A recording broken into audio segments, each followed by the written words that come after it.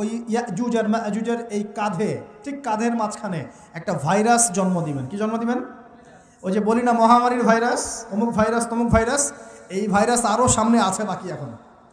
ওই ভাইরাসে, ওই পোকায়, ওই ব্যাকটেরিয়া বা যেটাই হোক আল্লাহ পাক যাই দিবেন, এতে করে ইয়াজুজ আর মাজুজের পুরো প্রজাতি ধপ ধপ ধপ করে মারা যাবে। মানে এটা ছোঁয়াচে রোগ হবে। কি রোগ হবে?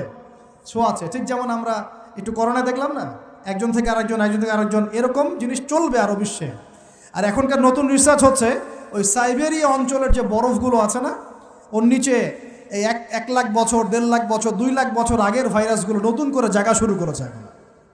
হ্যাঁ, এগুলো বিজ্ঞানীরা বলছেন যে এগুলো আবার কোন দিন জানি পৃথিবীতে আত্মপ্রকাশ করা শুরু হয়।